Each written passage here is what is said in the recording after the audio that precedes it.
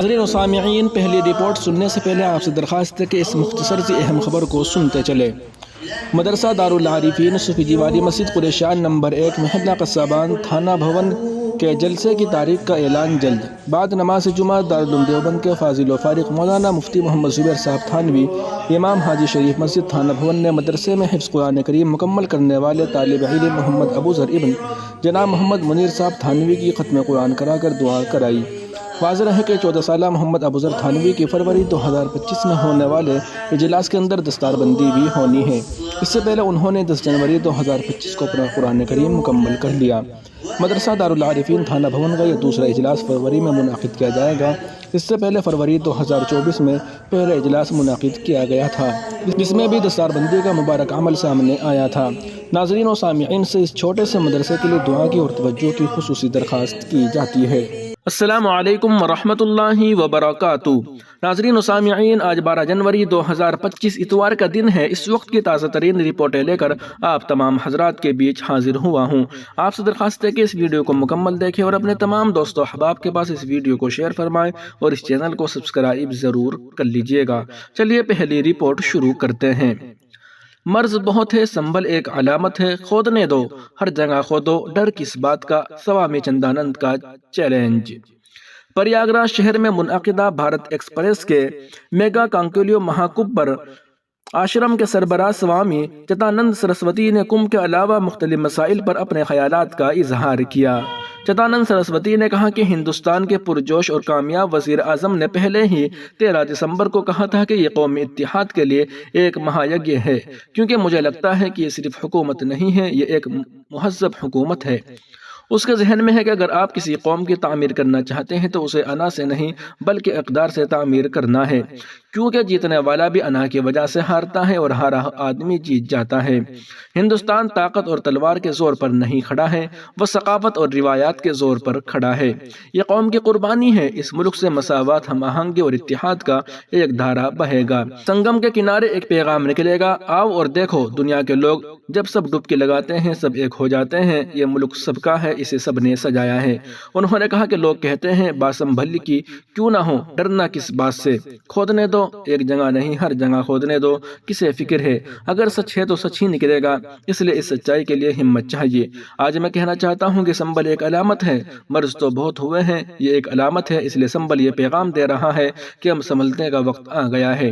سنبھل کہہ رہا ہے کہ بہت کچھ سنبھالو، نہیں تو بہت کچھ سنبھال لیا جائے گا۔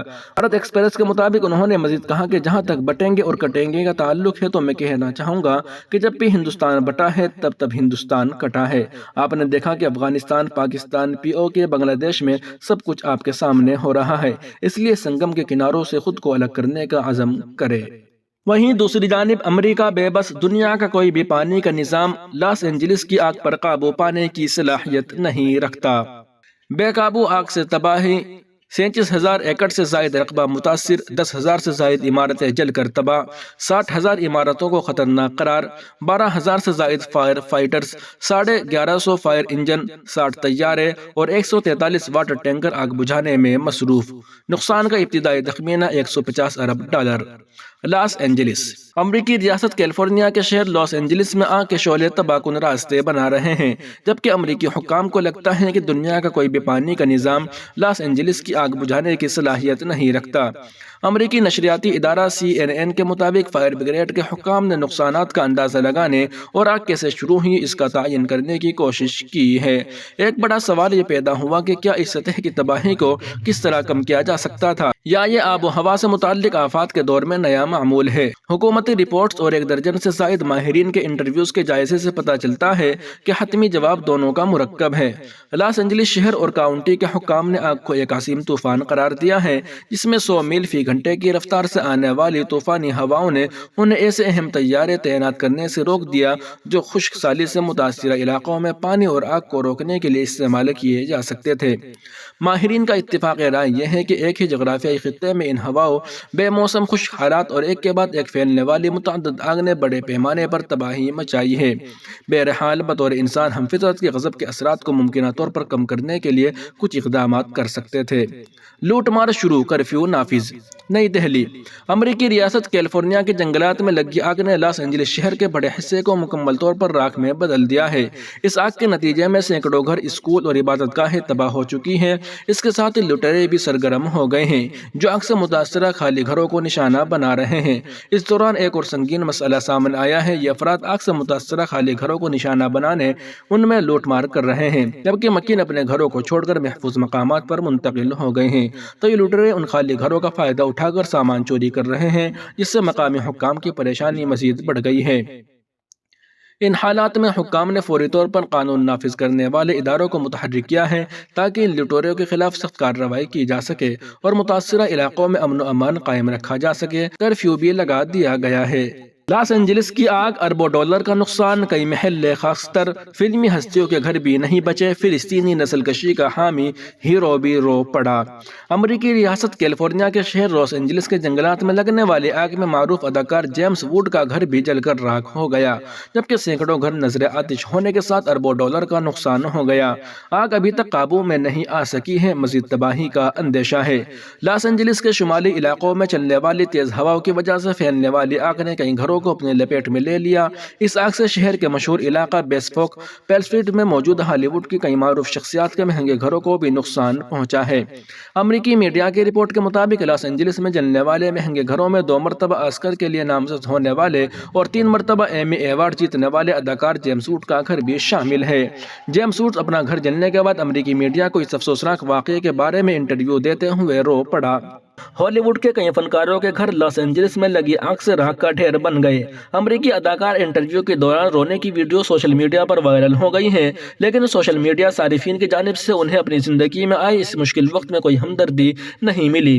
اس موقع پر سوشل میڈیا صارفین نے جیمس ووڈ کو یاد دلایا کہ کس طرح شفاف دلی سے انہوں نے اسرائیلی فوج کے ہاتھوں ظلم کا نشانہ بننے والے فلسطینیوں کی نسل کشی کی حمایت کی تھی۔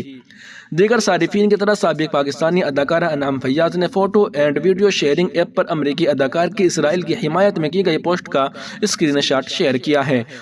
انہوں نے اسکرین شاٹ شیئر کرتے ہوئے کیپشن میں قرآن کی یہ آیت لکھی ہے، وَمَكَرُوا وَمَكَرَ اللَّهُ وَاللَّهُ خَيْرُ الْمَاكِرِينَ، جس کا اردو میں ترجمہ ہے کافروں نے ایک تدبیر کی لیکن اللہ نے بھی ایک تدبیر کی اور اللہ بہترین تدبیر کرنے والا ہے۔